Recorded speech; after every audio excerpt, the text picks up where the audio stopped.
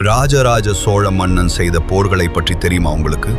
ராஜராஜ சோழன் கிபி 985 1014 வரை தென்னிந்தியாவின் மிக வலிமையான அரசர்களில் ஒருவர். அவர் தனது ஆட்சியில் பல முக்கியமான போர்களை நடத்தி சோழ பேரரசை மிகப்பெரிய அளவில் விரிவாக்கினார். முக்கியமான போர்கள்: 1. இலங்கை யுத்தம். எங்களை வழி நடத்துங்கள், இலங்கை காத்திருக்கிறது, சத்திரியர்களைப் போல போரிடுவோம், வெற்றி நமதே. ராஜராஜ சோழன் இலங்கை மீது பெரிய படையெடுப்பு செய்தார்.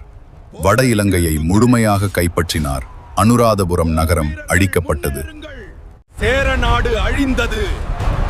கடற்படை கேரளா சேரர் மீது போர். அவர் சேரநாடு மீது தாக்குதல் நடத்தினார். காந்தலூர் சாலை அழிக்கப்பட்டது. பாண்டியர் மீது போர். பாண்டிய நாட்டின் வீழ்ச்சியை கண்டிருப்பீர். இது சோழ தேசத்தின் வெற்றி. என் வாளால் வென்ற இந்த பாண்டிய நாடு இனி நமது.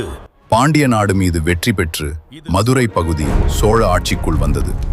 முடிவு: ராஜராஜ சோழன் போர்களால் தென்னிந்தியாவின் பெரும்பகுதியை ஒன்றிணைத்தார். ராஜராஜ சோழன் வாழ்க! எங்கள் மன்னன், எங்கள் தெய்வம்.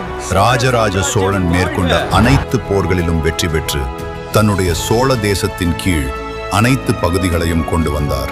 ராஜராஜ சோழன் வணக்கம்.